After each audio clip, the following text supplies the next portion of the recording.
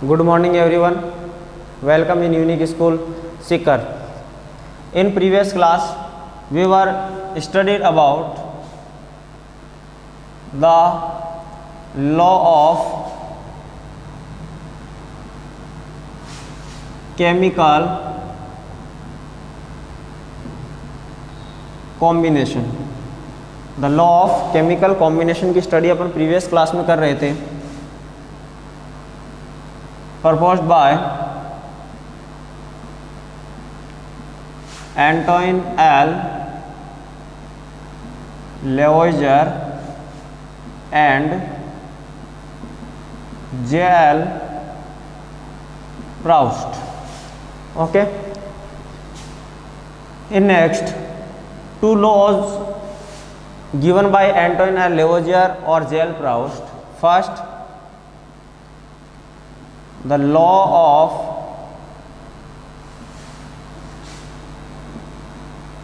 conservation of mass, and second,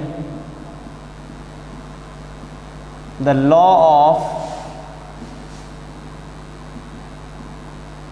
constant proportion.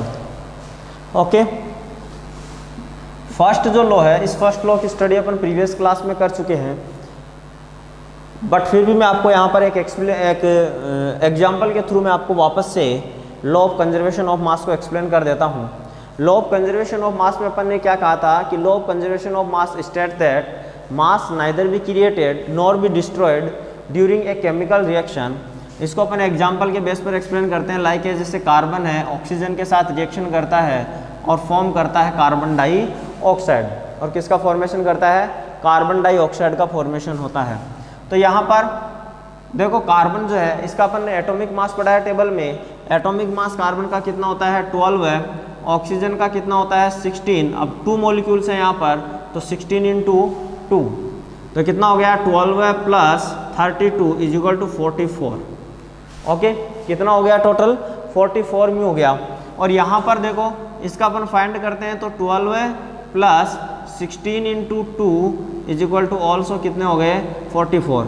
इसका means क्या है कि दोनों में चाहे रिएक्टेंट और प्रोडक्ट जो है, बोथ आर का जो मास क्या है यहाँ पर इक्वल है. और मास इक्वल है इसलिए क्या कहा गया है कि mass neither be created nor be destroyed in a chemical reaction. यदि यहाँ पर कोई भी चेंज आ जाता, यदि मान लो कि इसमें डिक्रीज हो जाता मास या इंक्रीज हो जाता, तो अपन कह सकते थे कि भाई क्रिएट हुआ है या मास डिस्ट्रॉय हुआ है. बट ऐसा कोई नहीं हो रहा है, इक्वल है, इक्वल फॉर्म हो रहा है both side. That means mass जो है ना तो केमिकल रिएक्शन के अंदर अपन ने क्रिएट किया है और ना ही मास क्या हुआ है? डिस्ट्रॉय हुआ है. सो यहाँ पर जो फर्स्ट लॉ है, लॉ ऑफ कंजर्वेशन ऑफ मास, ये कंप्लीटली क्या होता है? एस्टैब्लिश्ड होता है. ओके, या अपन कहें तो यहाँ पर कंप्लीटली ये क्या होता है? इस फॉर्मूले पर अप्लाई होता है कि हाँ, जो मास है उस मास को ना तो केमिकल रिएक्शन के अंदर क्रिएट किया जा सकता है और ना ही डिस्ट्रॉय किया जा सकता है. अदर एग्जांपल में भी आप इसको अप्लाई करके देख सकते हो. ऑल फॉर्मूला जो रिएक्शंस है वहाँ पर ये जो मास का जो फर्स्ट लॉ है, ये क्या होता है? अप्लाई होता है. सेकंड अपन बात कर रहे हैं the law of constant proportion. तो लॉ ऑफ कांस्टेंट प्रोपोर्शन है, यहाँ पर जो प्राउस्ट है, उन प्राउस्ट ने क्या स्टेट किया? प्राउस्ट ने स्टेट किया in A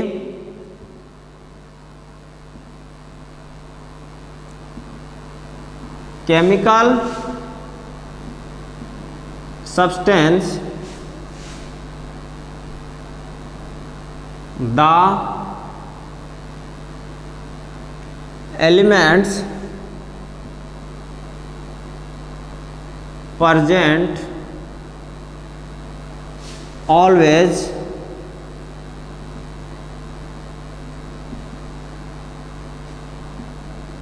definite proportion by mass.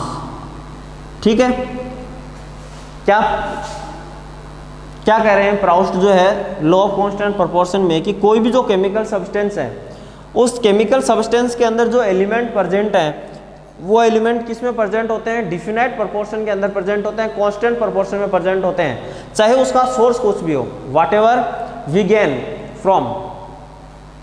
Okay, next explain with an example.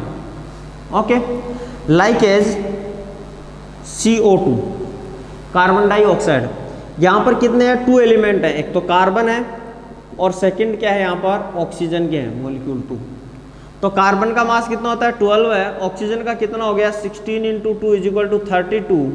ठीक है, इसका जब अपन प्रोपोर्शन कैलकुलेट करते हैं तो कितना आएगा 3:8 आएगा। 12 4 से इसको डिवाइड करते हैं तो 4 3 × 12 है और 4 8 × 32, तो 3:8 आ गया। ठीक है, हमेशा जो डिफिनाइट प्रोपोर्शन में जो इसका जो ये प्रोपोर्शन अपन कैलकुलेट करते हैं इसको हमेशा किस में लिखा जाता है, वोल नंबर में लिखा जाता है। किस में लिखा जाता है, वोल नंबर में राइट किया जाता है। ओके, डेसिमल के अंदर इनको क्या नहीं किया जा सकता, राइट नहीं किया जाता। जैसे कि मान लो अपन इनको और ज़्यादा डिवाइड करके इसको ये अपन ये लिख दें कि जैसे मान लो ये तो 1 हो गया और इसको अपन लिख दें 2.67, तो ये जो है ऐसा नहीं लिखा जाएगा, यानी ये जो पॉइंट वाला जो सिस्टम है ना ये यहाँ पर अप्लाई नहीं होगा। सिर्फ जो है किस में राइट करेंगे अपन, वोल नंबर में राइट करेंगे। तो इससे आगे ये डिवाइड नहीं होता है तो अपन क्या लिखेंगे इसको 3:8। अब कार्बन डाइऑक्साइड का चाहे सोर्स कुछ भी हो, ऑलवेज जो है इसका जो रेशियो है वो रेशियो कितना रहेगा, 3:8 रहेगा। जैसे कि जनरली अपन जैसे मान लो वाटर का है H2, यहाँ पर हाइड्रोजन और ऑक्सीजन 2 है। ठीक है, तो H2 यानी 1 का सिंगल हाइड्रोजन का मास कितना होता है 1, तो 2 का कितना हो गया × 2 और ऑक्सीजन का 16, तो 2:16, तो कितना हो गया 1:8। तो अब वाटर का सोर्स चाहे कुछ भी हो, वहाँ पर हाइड्रोजन और ऑक्सीजन का जो एलिमेंट है इनके जो प्रोपोर्शन है वो क्या होगा 1:8 ही रहेगा। ठीक है, जैसे कि अदर एग्जाम्पल अपन बात करें, लाइक एज अमोनिया की अपन बात करें, अमोनिया का फॉर्मूला होता है NH3। Here nitrogen and ratio, hydrogen nitrogen का होता है 14 और हाइड्रोजन का 1 × 3 है, तो 3 से मल्टीप्लाई 14:3। आगे ये इसको फर्दर डिवाइड नहीं कर सकते, इसलिए किस रेशियो में होता है 14:3 में प्रेजेंट होता है। किस में प्रेजेंट होता है 14:3 में प्रेजेंट होता है। तो ये क्या है, ये है law of constant proportion. Okay, तो अपन ने बहुत जो लॉज हैं उन लॉज की अपन ने यहाँ क्या की है, स्टडी की है। ठीक है, इनसे रिलेटेड जो है, इनसे रिलेटेड क्वेश्चंस जो है उन क्वेश्चंस भी जो है एग्जाम में पूछे जाते हैं। जैसे कि टॉपिक के नेक्स्ट में 4 क्वेश्चंस जो है वहाँ पर राइट किए हुए हैं और उन 4 क्वेश्चंस में जो फर्स्ट जो 2 क्वेश्चंस हैं वो 2 क्वेश्चंस इन लॉज से आस्क किए हुए हैं। लाइक जैसे फर्स्ट क्वेश्चन में पूछ रहा है आपसे कि in a reaction 5.3 gram of sodium carbonate, sodium carbonate इसके अमाउंट है 5.3 ग्राम। क्या कह रहा है, reacted with 6 gram of acetic acid. Acetic acid का फॉर्मूला होता है CH3COOH। 6 ग्राम एसिटिक एसिड के साथ में रिएक्शन करके और फॉर्म करता है the products were 2.2 gram of carbon dioxide, 2.2 gram carbon dioxide plus 0.9 gram water,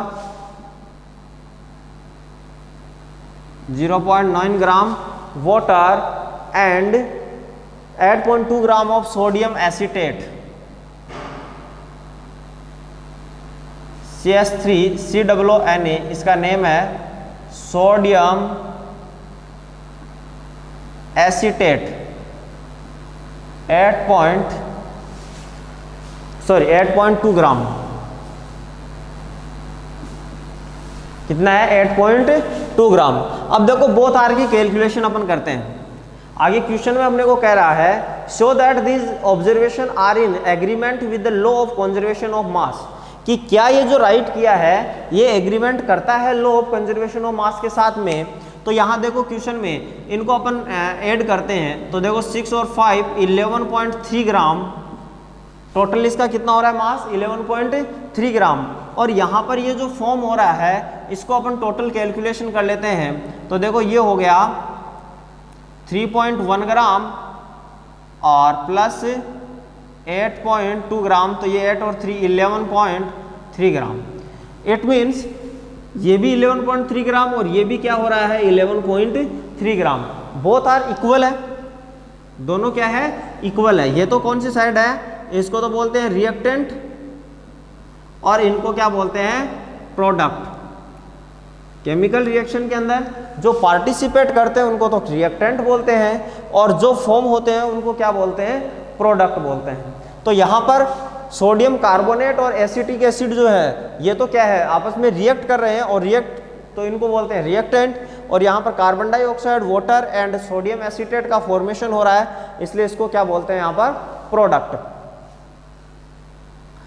तो रिएक्टेंट और product both are equal, that means we can say that here या this equation completely doing agreement with the law of conservation of mass. Okay, तो question जो है अपना solve हुआ। Next जो question है, नेक्स्ट क्वेश्चन में कह रहा है कि hydrogen and oxygen combine in the ratio of 1:8 by mass. Hydrogen and oxygen जो है ये 1:8 में कंबाइन हो रहा है। कितने रेशियो के अंदर है 1:8 में। अब ये कह रहा है by mass to form water what mass of oxygen gas would be required to react completely with 3 gram of hydrogen gas.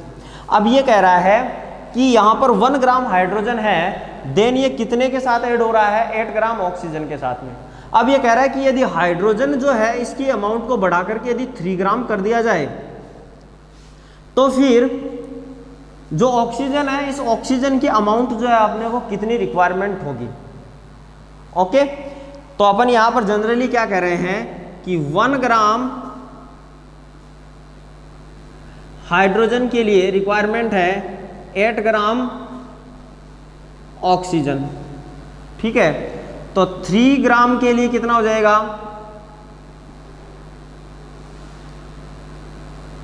8 × 3 = 24 ग्राम।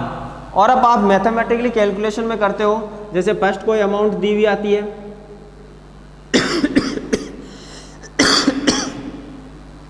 जैसे ये अमाउंट है यहाँ पर पहले से 2 ग्राम के लिए दी हुई आती, फिर अब आप लिखते हैं 1 ग्राम के लिए 8/2, तो यहाँ पर क्या हो जाएगा 8/1 और फिर 3 ग्राम के लिए लिखते हैं 8/1 × 3, तो यहाँ पर ये कट होकर के कितना आ जाता 24 ग्राम। तो इसका मीन्स ये है कि हाइड्रोजन के यदि 3 ग्राम होंगे तो फिर ऑक्सीजन के लिए कितनी रिक्वायरमेंट होगी 24 ग्राम ऑक्सीजन की रिक्वायरमेंट होगी। ओके, यदि मान लो कि इसको ये कर दिया जाए, ठीक है, इसी क्वेश्चन को आपसे नेक्स्ट वे के अंदर यदि आपसे आस्क किया जाए और क्वेश्चन में ये किया जाए कि जैसे मान लो आपको कह रहा है यहाँ पर कि हाइड्रोजन का जो 1 ग्राम है वो 1 ग्राम 8 ग्राम के साथ रिएक्शन करके और ऑक्सीजन जो वाटर मॉलिक्यूल है उसका फॉर्मेशन कर रहा है। अब यदि मान लो आपको यहाँ पर ये कह दिया जाए कि हाइड्रोजन के तो कितने ग्राम है 3 ग्राम है, ठीक है, और ऑक्सीजन के आपके पास में 50 ग्राम है। हाइड्रोजन के तो कितने हैं 3 ग्राम है और ऑक्सीजन के कितने हैं 50 ग्राम है, तो ये मिलकर के और जो वाटर फॉर्म करेंगे उसका मास कितना होगा, उसका मास आपसे आस्क करे। तो यहां पर अपने को ध्यान रखना है कि 3 ग्राम हाइड्रोजन है तो वो कितने के साथ में रिएक्शन करेगा, वो 24 ग्राम ऑक्सीजन के साथ में ही क्या करेगा रिएक्शन करेगा।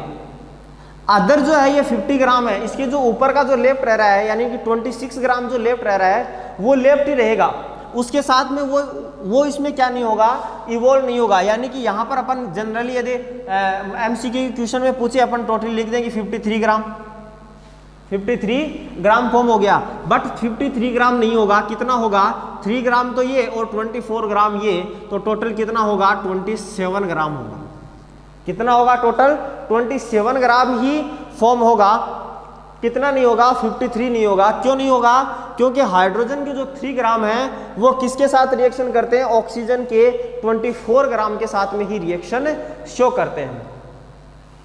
ओके, या फिर जैसे मान लो कार्बन डाइऑक्साइड वाला अपन ने एग्जाम्पल पढ़ा, कार्बन डाइऑक्साइड में कह दे कि कार्बन जो है वो कार्बन का अपन ने रेशियो क्या फाइंड किया, CO2, कार्बन का अपन ने रेशियो फाइंड किया 3:8, ठीक है। अब यहाँ पर कह दे कि कार्बन के तो कितने हैं 9 ग्राम मोलिक्यूल्स हैं और ऑक्सीजन के 50 ग्राम मोलिक्यूल्स हैं, तो ये रिएक्शन करके कार्बन जो कितने ग्राम कार्बन डाइऑक्साइड का फॉर्मेशन करेंगे। अपन ने जनरली यदि मान लो लिख दिया कि 59 ग्राम, तो ये क्या हो जाएगा रॉन्ग।